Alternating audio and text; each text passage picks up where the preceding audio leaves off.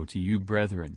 God is good. Hope you are doing well by God's grace. Let's begin our discussion. Our study today is on Moses. Our discussion element is trusting God when there is no way out.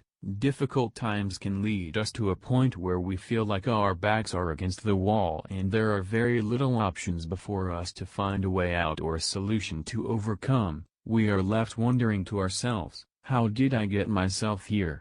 I felt that when I was hospitalized for a back injury. I can't move, I am in pain constantly. How did I get myself here?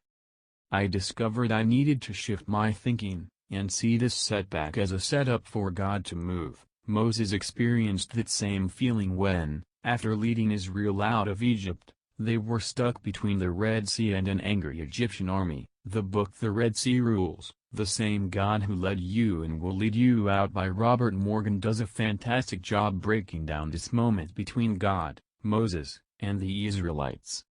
For Pharaoh will say of the Israelites, they are wandering aimlessly in the land. The wilderness has shut them in, for I will harden, make stubborn, defiant, Pharaoh's heart, so that he will pursue them, and I will be glorified and honored through Pharaoh and all his army, and the Egyptians shall know, without any doubt, and acknowledge that I am the Lord, and they did so.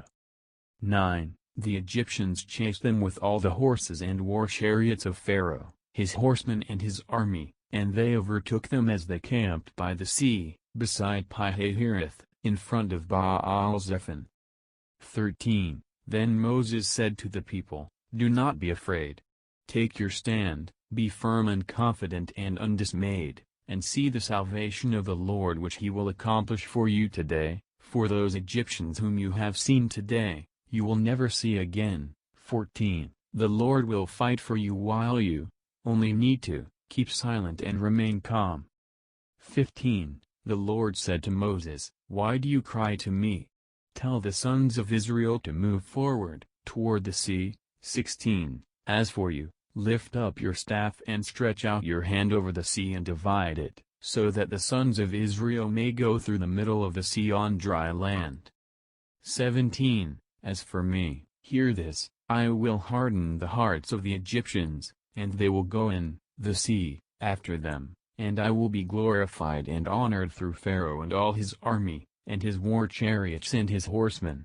18. And the Egyptians shall know, without any doubt, and acknowledge that I am the Lord, when I am glorified and honored through Pharaoh, through his war chariots and his charioteers.